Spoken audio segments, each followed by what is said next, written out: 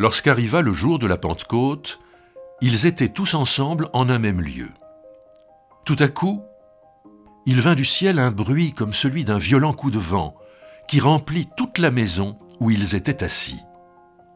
Des langues leur apparurent, qui semblaient de feu et qui se séparaient les unes des autres. Il s'en posa sur chacun d'eux. Ils furent tous remplis d'Esprit Saint et se mirent à parler en d'autres langues, selon ce que l'Esprit leur donnait d'énoncer. Or des Juifs pieux de toutes les nations qui sont sous le ciel habitaient Jérusalem. Au bruit qui se produisit, la multitude accourut et fut bouleversée parce que chacun les entendait parler dans sa propre langue. Étonnés, stupéfaits, ils disaient « Ces gens qui parlent ne sont-ils pas tous galiléens ? Comment se fait-il que chacun de nous les entende dans sa langue maternelle ? Parthes, Mèdes et Lamites, habitants de Mésopotamie, de Judée, de Cappadoce, du Pont, d'Asie, de Phrygie, de Pamphylie, d'Égypte, de Libye cyrénaïque, citoyens romains, juifs et prosélytes, crétois et arabes. Nous les entendons dire dans notre langue les œuvres grandioses de Dieu.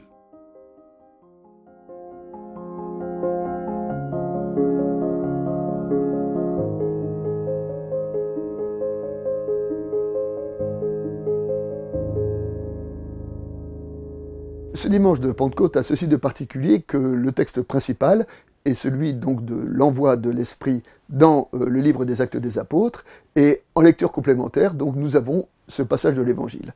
Ce passage de l'Évangile dans lequel Jésus, dans le discours des adieux, c'est-à-dire dans le dernier discours que Jésus a partagé avec ses disciples dans le 4e Évangile, et là, dans ce discours, Jésus leur annonce son départ, leur annonce en fait la croix. Mais Jésus leur dit, vous ne serez pas orphelins, car l'Esprit viendra avec vous, auprès de vous, et c'est avec cet Esprit que vous pourrez continuer l'aventure de la foi.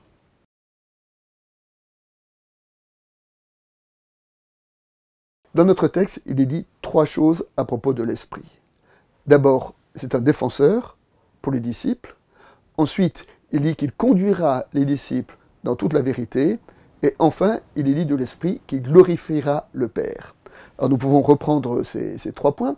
D'abord, l'Esprit est un défenseur. Alors, le terme défenseur ou avocat, paraclète, ce terme-là est aussi attribué à Jésus dans les Épîtres. Donc Jésus et l'Esprit, tous les deux, se retrouvent ici pour être le défenseur. Le défenseur de quoi? Le défenseur qui vient assurer dans le cœur du disciple qu'il est important de Dieu, qu'il est aimé de Dieu, contre tous ceux qui l'accusent. Et ce qui nous accuse d'abord, c'est notre conscience. Et là, le texte nous dit que l'Esprit, l'amour de Dieu, est plus fort que notre conscience. La seconde affirmation, c'est que l'Esprit nous conduira dans la vérité. Et ce qui nous est dit là d'important, c'est que la vérité est un chemin. On conduit dans la vérité. Contre ceux qui inscrivent la vérité dans le registre de l'idéologie, la bonne idéologie chrétienne, là, l'Esprit nous dit que la vérité est une odologie de odos, chemin. C'est-à-dire que la vérité est un chemin. Nous serons conduits, nous n'avons jamais fini avec la vérité, nous sommes conduits vers la vérité. Enfin, il nous est dit que l'Esprit glorifiera le Père, et dans le vocabulaire théologique du Nouveau Testament, la gloire, c'est pas les anges qui jouent de la trompette, la gloire, c'est ce qui révèle la vérité profonde d'une personne.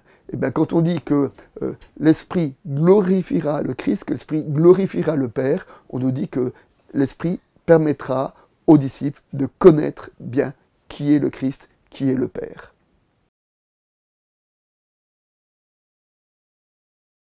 Cette annonce de l'Esprit, nous le savons accomplie dans le récit des Actes des Apôtres, qui est donc le récit principal de ce dimanche.